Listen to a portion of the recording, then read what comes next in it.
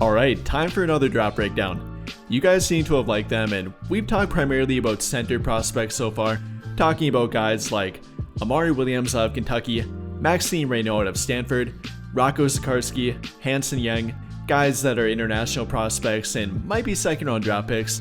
So today we're going to keep that trend going, talking about yet another center prospect and a guy the Lakers could benefit from taking. After all, their biggest need by far is a center, and that's kind of widely accepted, so I think that's what we should be talking about and what they should be looking at the most. And with that in mind here, we're going to be talking about Yanic Konan Niederhauser, and we'll talk about if he would be a good draft pick for them, if he'll be there at their 55th overall draft pick, which is their current draft pick selection, if they'd have to trade up to get him, and where he might fall in the NBA draft. So we'll talk about all of that and much more during today's video. And if you do enjoy the draft breakdowns, then I genuinely would appreciate it if you dropped a like, subscribe to the channel if you have not already, and hit that notification bell to never miss out when I upload a video. But without further ado, let's get back to our topic. And talking about Yanic Konan Niederhauser, I'm going to abbreviate it for the sake of this video, simply calling him Yanic Konan. He is definitely a freak athlete, like I mentioned in the title, probably the best center athlete in the entire draft, and he showed that during the draft combine. I mean, the guy measured at a 33.5-inch standing vertical leap, the second best of the entire draft combine, not only among centers but every player at the draft combine, so that's very impressive.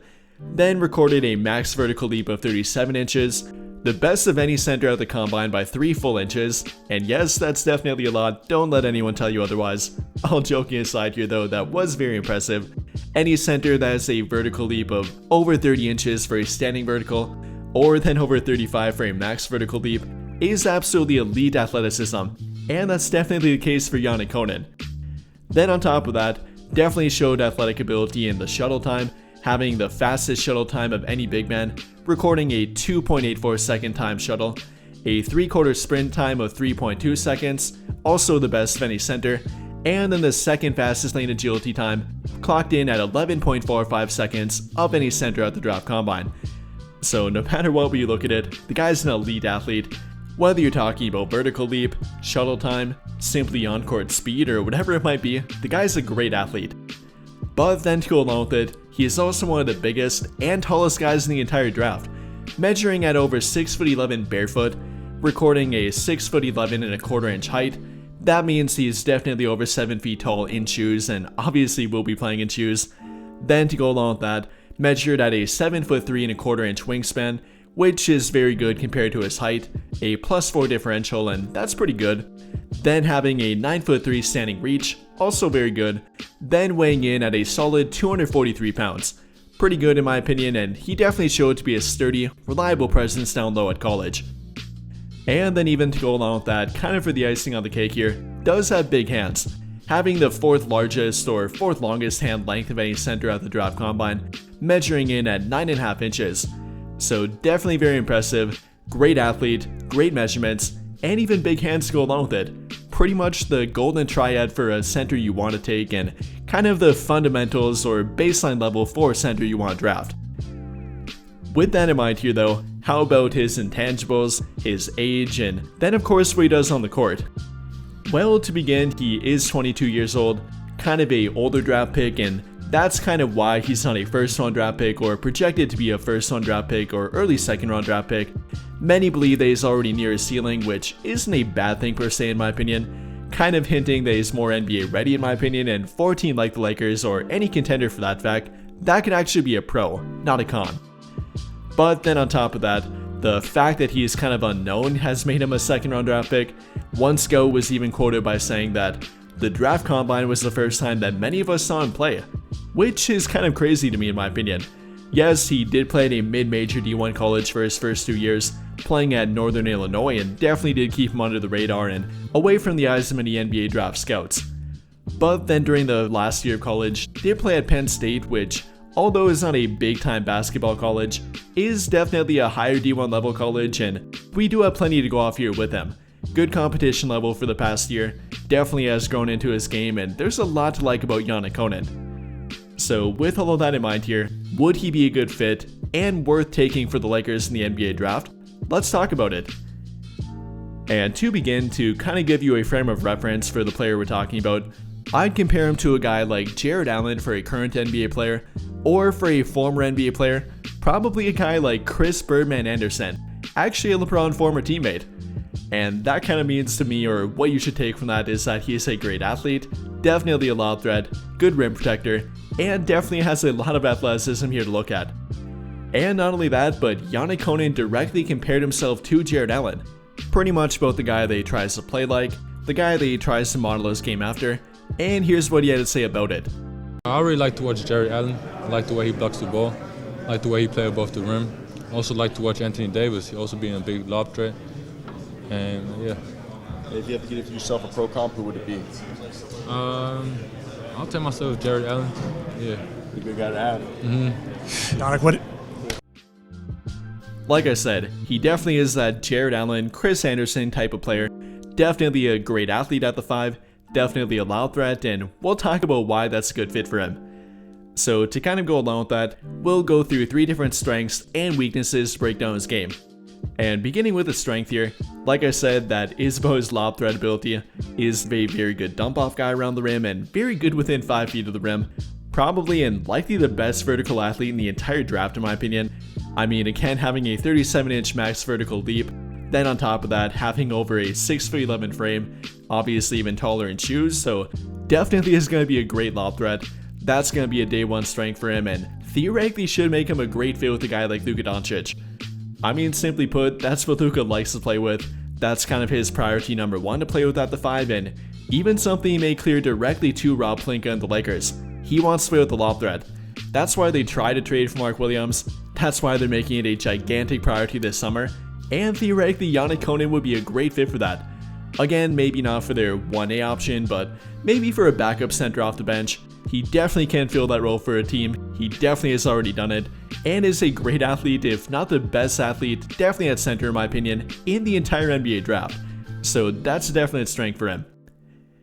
But then moving toward a weakness here, and that would have to be limited exposure to perimeter defense. Last season during his time at Penn State, although he was a very good rim protector, and we'll talk more about that, they had him play more as an exclusive drop coverage guy and really tied to the rim, which isn't a bad thing per se.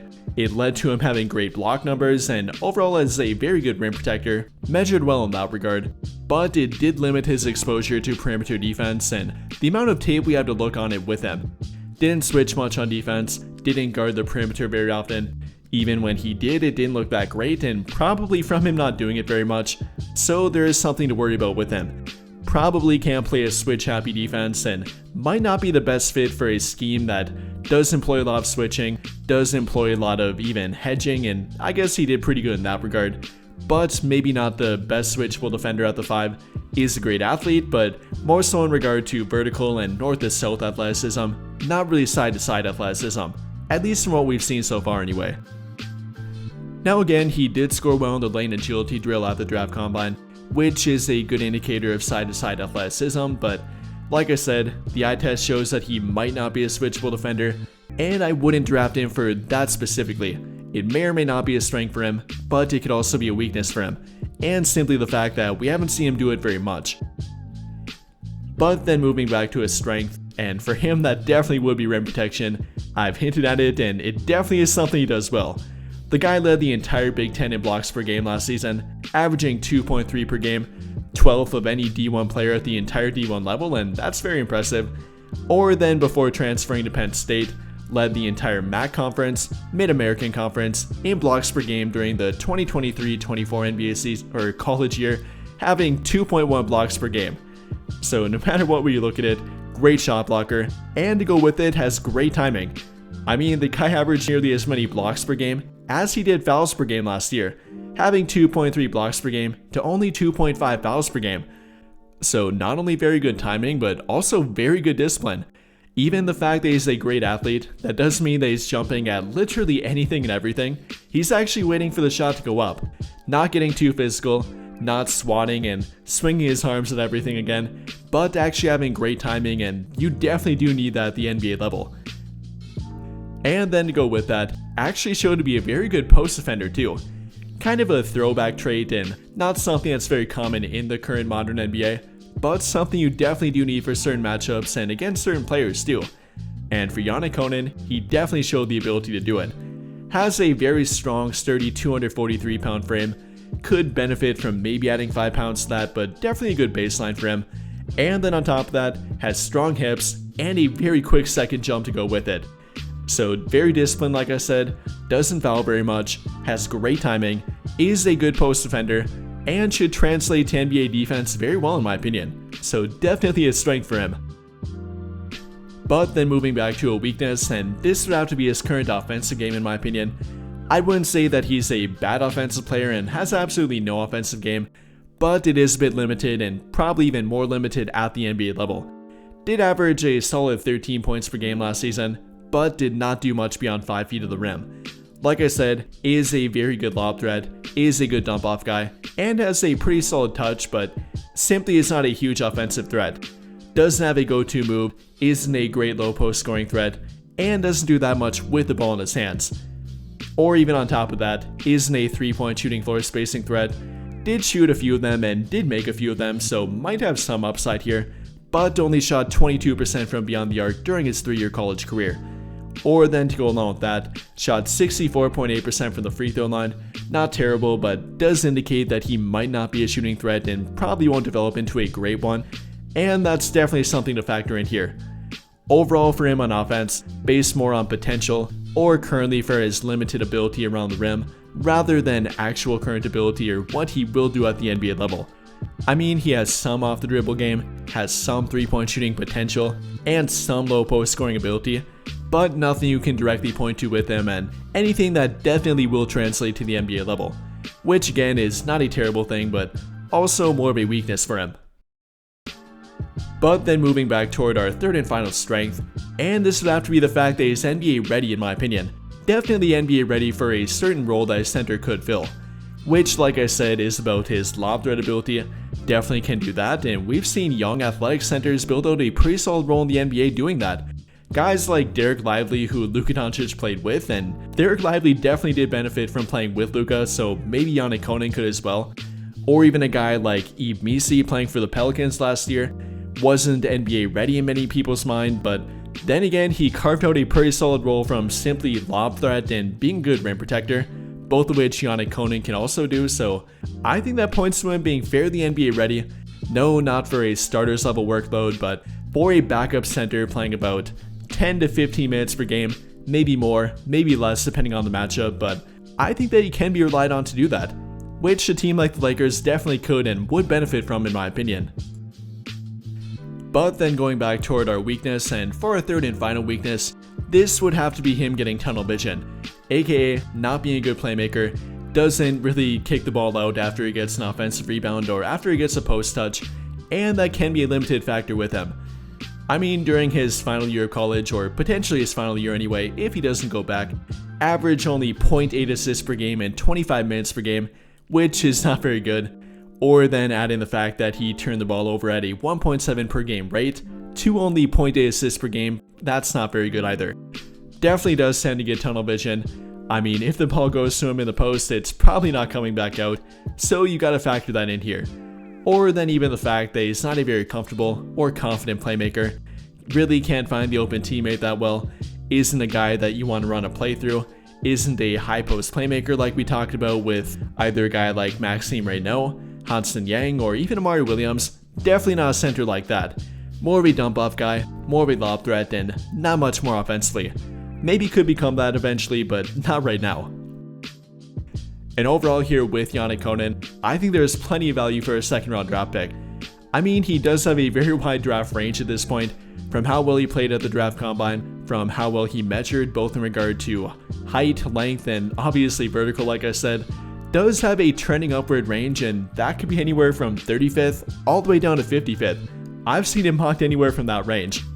So the Lakers may or may not have to trade up for him if they would look to take him, but it definitely could be a possibility. We've seen them buy the 35th overall draft pick. That's how they got Max Christie back in 2022. We've seen them take guys in the late 40s and even trade for a draft pick in that range. So he definitely could be a good fit for them, and I think he actually would be a great fit for them too.